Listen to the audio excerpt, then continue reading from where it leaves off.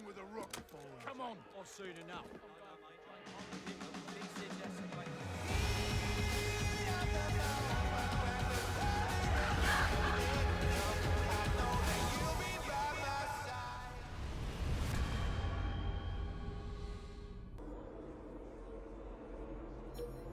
Hey guys, and welcome back to Terror Void, and thank you again for watching one of our videos. Today we're gonna be reviewing Assassin's Creed Syndicate, and this is the latest game in the Assassin's Creed series, and it has been one of my most anticipated games of 2015 because I am a really big Assassin's Creed fan.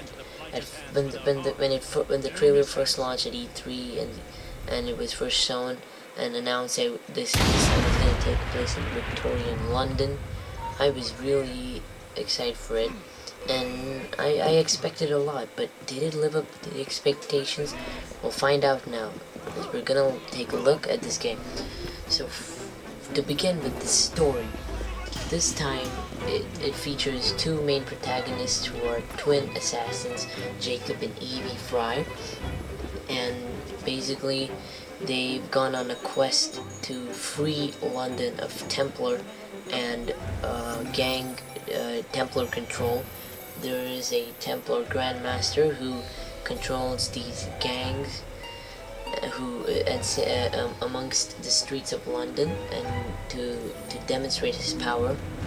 And your job as the assassin is to take down these gang like hideouts and bases one by one, and take down multiple Templars one by one, and finally reach the main guy and take him out.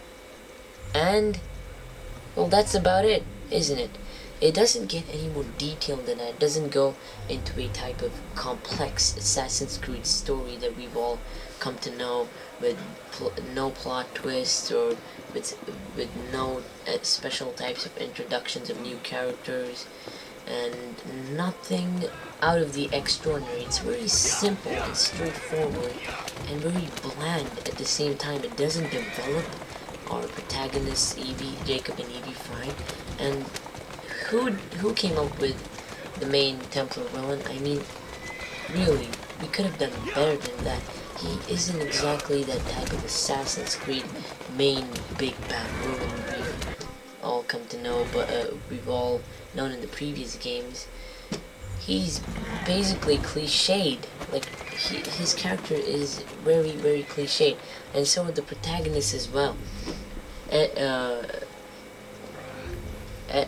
Jacob is just, my God, Jacob is just aiming to control the gang hideouts, and by making his own gang called the Rooks. That's it. There's nothing more complex. He doesn't move toward any other objectives. Just simple and straightforward. It's like a sequence which you can predict. It's basically one of the most predictable Assassin's Creed games you can ever come.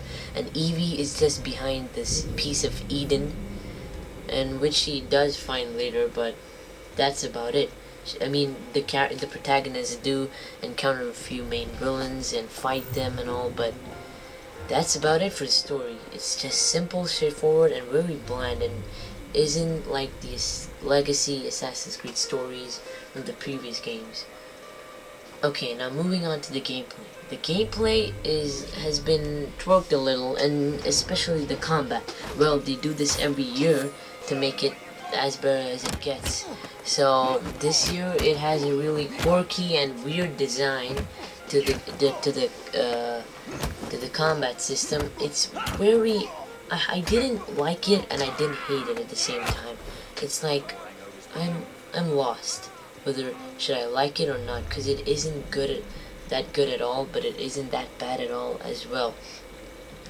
But the thing is, so the pros of the new combat system is it's more easier to use, it's more quick, you can take down enemies quick. But the cons are, because of this weird system they introduced, okay, sorry, my mistake, this odd combat system that they introduced, it's very quirky and jerky. It's like you get really these quick movements which may result with you encountering bugs in the game. So doesn't it isn't exactly a good combat system. Honestly, I really liked Assassin's Creed 3 and Assassin's Creed 4's combat system much better. That was one of my favorite. That is actually my favorite combat system of all the Assassin's Creed games. So, other than that, the parkour system is the same as Unity's. The type of magnetic feel you get when you're running across buildings and jumping, but there won't be much parkour in this game because of the introduction of something called the grappling hook. So basically with the grappling hook you get to move around the cities much faster, and it's really helpful. And this time around, instead of a flintlock pistol, we get a revolver, which is really cool. It can fire multiple rounds, and it is really lethal. And for the gameplay, that's about it. So basically this game overall has so many improvements, but so many things that they downgraded from the previous games, not from Unity.